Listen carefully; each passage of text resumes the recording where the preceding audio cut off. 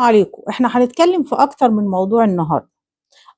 اول موضوع هنتكلم فيه موضوع واحد سعودي بيقول جه عمل سياحة في مصر.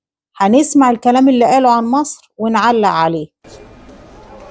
المهم أكلهم زفت، شوارعهم زفت، أقسم بالله العظيم. الله يكرمكم سمعت هو بيقول ايه؟ بيقول اكلهم زفت، شوارعهم زفت. اكلهم نعمة ربنا عز وجل بيقول عليها زفت. استغفر الله العظيم يا رب. ده هو ان ده اللي يدل على اخلاقك هي اللي كده، ان انت تقول على نعمة ربنا زفت. يبقى ايا كان نعمة ربنا ما يتقالش عليها زفت. ان انت تقول على نعمة ربنا زفت ده دليل على مستوى اخلاقك ودليل على عدم مصداقيتك. دي حاجة. الحاجة التانية بتقول شوارع مصر. شوارع مصر معمول بنية تحتية في الشوارع ما شاء الله عليها، ما شاء الله عليها، غاية في الجمال، غاية في الجمال. اللي زار مصر صحيح وعنده أخلاق هو اللي عارف الكلام اللي أنا بقوله إذا كان كذب ولا صدق، ويأكد إن الشخص اللي عمل الفيديو ده راجل أخلاقه زي ما هو قال كده زفت. سامعين الملائكة إن يوقف السيارة عادي في نص الشارع، يتبول ويرجع، يتبول في الشارع. الله يكرمكم.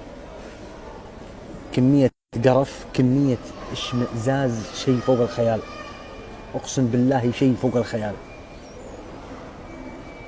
وش اللي ضربني على ايدي ورحت مصر؟ ما ادري. بيقول لك يوقف عربية في الشارع ويتبول زي ما هو بيقول. فين ده حضرتك؟ انت رحت فين بالظبط في مصر؟ انت رحت تحت العشوائيات بقى. ما هو ده مستواك، ده مستوى المكان اللي تتفسح فيه. قل من على العشوائيات شوية عشان تقول يوقف في السيارة ويتبول.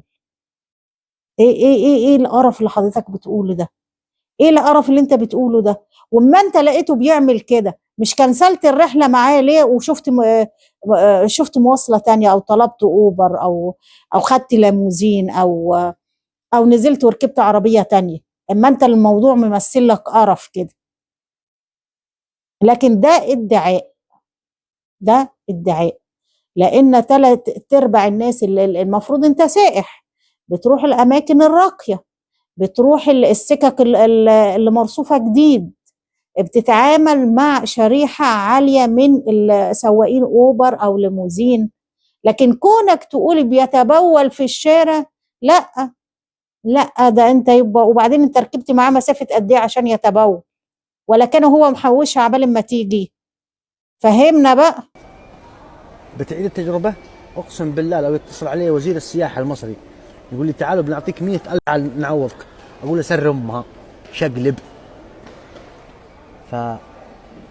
فنصيحة لوجه الله، نصيحة لوجه الله. لا، اتأكد ان لما وزير السياحة المصري مش هيتصل عليك، لان انت بعد الفيديو اللي عملته ده انت انسان معدوم المصداقية، ما نقلتش الواقع صح. ويديك 100,000 دولار ليه يعني؟ انت عملت ايه يعني اما جيت؟ ده انت حتى اما جيت بتقول ان انت رحت سكنت من كلامك، الاستنتاج اللي وصل لنا من كلامك ان انت رحت سكنت في حتة اقل من العشوائيات بشوية.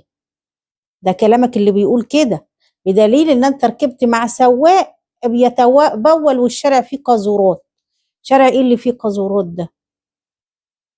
ده فين دي؟ في الحتت اللي اقل من العشوائيات، وكل البلاد فيها كده، فيها مناطق اقل من العشوائيات. فانت تقريبا رحت تتفسح في الحتة دي، ما رحتش المناطق الجميلة الراقية اللي بتجذب العين والقلب. يعني لا صورت الشارع ولا صورت السواق اللي بيتبول.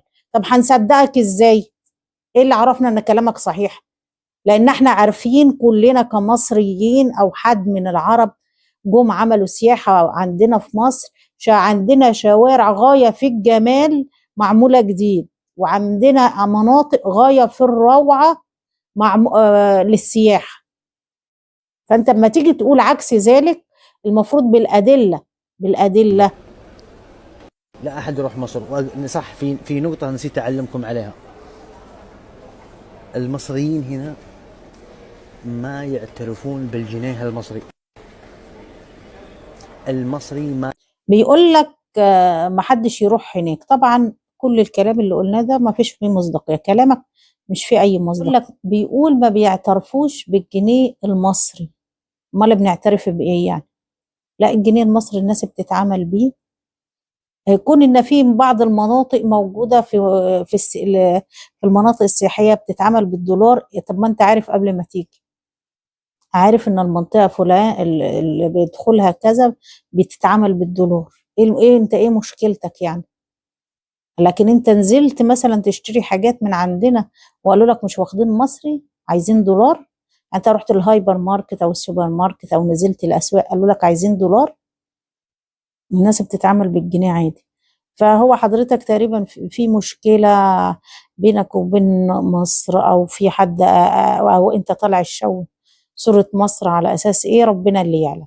بس انت كلامك فيه مش فيه عدم مصداقية ومش مصدر ثقة، لان انت ما حكتش الواقع. صار. باختصار شديد، وصلت القاهرة، رقدت فيها ساعتين ورحت على الساحل الشمالي. يوم وصلت الساحل الشمالي استأجرت عن طريق البوكينج $1950 لمدة 3 أيام. سموه شاليه، سموه شقة، سموه عزبة، عشة، صندقة، اللي كان المهم هو الخيار الوحيد اللي أنا لقيته $1950. حجزته عن طريق البوكينج. قلت المهم هو بيقول ان هو حجز ب1950 جنيه دولار، $1950. طبعا انتوا عارفين كلنا اللي بيحجز اونلاين بيبقى عنده مواصفات، وهو بيحجز على اساس المواصفات اللي تناسبه، وهو حجز حسب المواصفات اللي ناسبته. لكن طبعا لما وصل بيقول لك ايه؟ ما راح الساحل الشمالي قال لك لا، مش هي زي ما انا ايه حاجز. لي اللوكيشن، وصلت عند اللوكيشن قال لي علشان افتح لك الشقة وتدخل ادفع $600 للحارس حق العمارة. كيف ادفع $600 للحارس؟ يوم صورتها لكم في السناب مدري ايش. يا هو ايش الشعب الجيعان هذا؟ ايش الشعب الشحات هذا؟ بيقول رجع الشقة لو حد قال له ادفع $600 للحارس. طب هيدفعهم للحارس ليه يا استاذ؟ ليه هتدفعهم للحارس $600 للحارس؟ ما يمكن انت طلب منه حاجات يشتريها لك. يعني ايه اللي يخلينا نصدق كلامك؟ وبعدين تقول علينا احنا شعب جعان؟ ليه انت قابلت الناس لابسه هدوم متقطعه مقابلك في المطار؟ احنا شعب محترم جدا، عندنا مشاكل اقتصاديه. ايه المشكله؟ طب ما انتوا عندكم في السعوديه نفسها في مشاكل اقتصاديه. السعوديه اللي بتعتبر اغنى دوله عربيه عندكم مشاكل اقتصاديه. انت تيجي تقول على المصريين جعانين؟ ده احنا الشعب الوحيد اللي بيقول لك ما بيباتش من غير عشاء. ربنا ساترها معانا. وانت تقريبا في مشكله عندك في الاخلاق، كونك تقول لا تدعي بحاجات مش موجوده، وخصوصي كلمه اكل مقرف، لان نعمه ربنا ما يتقالش عليها مقرف. انا هجيب لك دليل، هقدم لك دليل دلوقتي ان انتوا عندكم ناس بتبات في العراء وناس جعانين زي ما انت بتقول. هنزل لك الفيديو هتشوفه. أنا بوجه كلمة للإعلاميين، كل إعلامي عنده حساب مؤثر وعنده متابعين، بدال ممكن بعض الإعلاميين يزعلون مني ومن كلامي، لكن بدال ما تصورون لي كافيهات وتصورون لي مطاعم اللي خيرنا واجد وببيوت نقدر ناكل، التفتوا زي ما انتوا شايفين كده. الأستاذة اللي عاملة الفيديو بتقول لك بدل ما السعوديين قاعدين على الكافيهات، بصوا للحالات الإنسانية، بصوا للفقراء اللي في بلدكم شوية، الفقراء اللي في بلدكم شوية بصوا لهم. ده بقى هو بكلمه للوجه الراجل اللي بتاع الفيديو اللي عمل الفيديو اللي بيقول علينا شعب جعان. بص للفقراء اللي عندك شوية. اتفضل شوف الراجل الكبير ده. شوي للحالات الإنسانية. مكان العلف هني والشعير، هذا سوق العلف والشعير. قباله تلقون أبونا الغالي أبو إيش؟ أبو صالح يعني. أبو إيش أبوي؟ أبو إيش؟ أنت أبو إيش؟ صالح. أبو صايح، هذا باصة، هذا له فترة ينام بباصة، هذا باصة، تشوفون هذا ينام فيه. انتم متخيلين؟ طبعا هو ما ينضام عندنا أحد بالسعودية، سواء سعودي ما هو سعودي ما ينضام، لكن هذا سعودي مقطوع من الشجرة.